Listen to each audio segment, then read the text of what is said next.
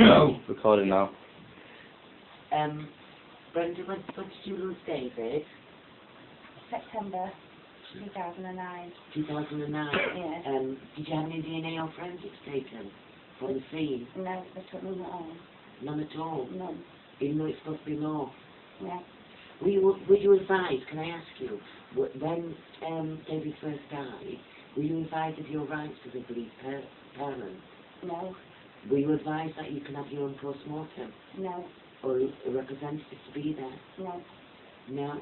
No. Before the inquest, were you advised that you're entitled to see all the evidence and all the witnesses that are actually going to the inquest? No. Nothing? Nothing. Now, I understand with David that paramedics were called. Yes. And it was alleged to 999 that David was struggling for breath and was really poorly. Yes.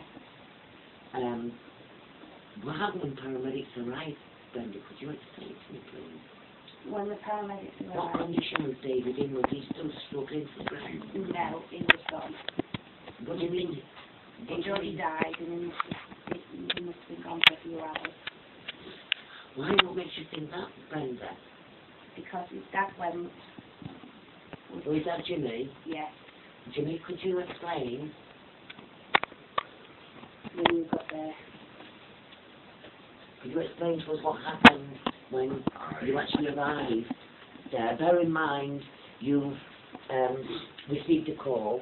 Paramedics were on the way on a 999 emergency call, and David is fighting for his He wasn't fighting for his breath when I got there. He was cold. Sorry, He was cold.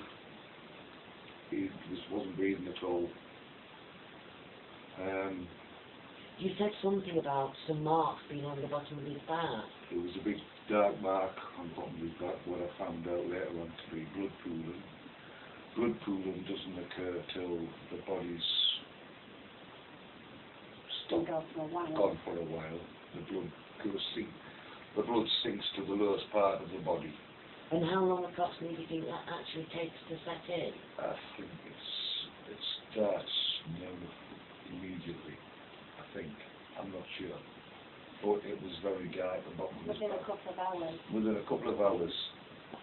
So you know 100% then when paramedics were on the way and you were told he was fighting for his life, you know... He wasn't fighting for his life when I got there. And when he got there, the phone call was actually being made The that phone he call was was actually struggling being for breath when he actually got there and was with David. And they were still saying he was struggling Yes. to death.